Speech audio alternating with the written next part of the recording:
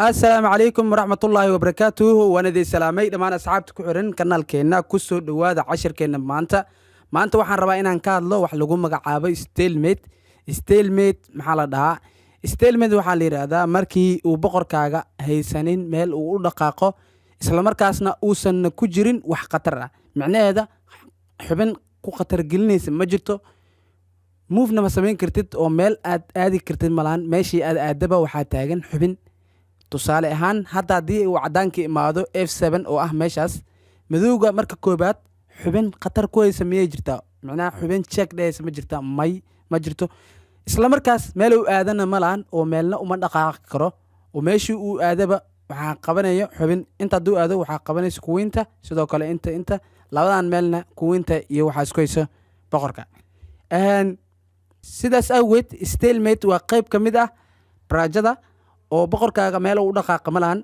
haddaba maxaa farqiga u dhexeeya maxay tahay checkmate and stalemate checkmate waxay ahayd tusaale aan dib u celin hadda kuwinteeda marka hore meeshaas ay kasoo dhaqaaqday oo ah f5 haddii kuwinteena meesha ay ka tagtay f7 oo meeshan ah haddii ay tagto h7 oo halkaas ah markan ayaa waxay tahay moveka saxda ah oo black kingiga way u dhammaatay oo waxaa ku dhacaya checkmate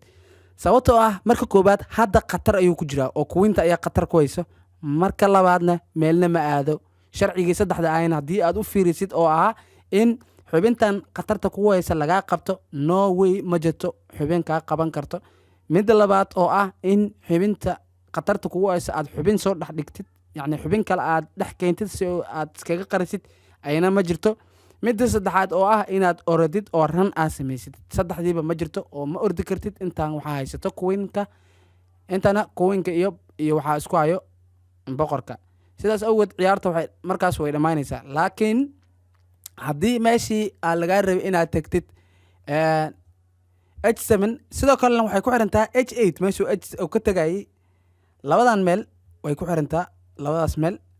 laakiin haddii aad tagtid f7 oo halkaas ah meesha guduudan it means ciyaartu waxay noqonaysaa baraajo oo sababtoo ah boqorka madow wax khatar ah kuma jiro isla markaasna meel u dhaqaaqana malaan markaas ayaa waxaa la yidhahdaa stalemate haddii aan fiirino examplekan kale cadaanka movekii uu sameeyey move allaale movekuu sameeyaba ciyaartu waa baraajo waxay baraajo ku tahay haddii uu tago e6 oo ah meeshaas waa stalemate sababtoo ah madowga inta uma dhaqaaqi karo waxaa ka hayo askariga labadaas meel askariga ayaa hayo xasuusnaada labadan kale uu kasoo bixi lahayna waxaa hayo boqorka sidaas awgeed ciyaarta waxay noqonaysaa stalemate waa baraajo waxaad ku doodaysaa in boqorkaaga uusan haysanin meel uu aado laakiin waxaa meesha ku jirto haddii aad haysatid xubin tusaale ahaan bishop ayaad haysataa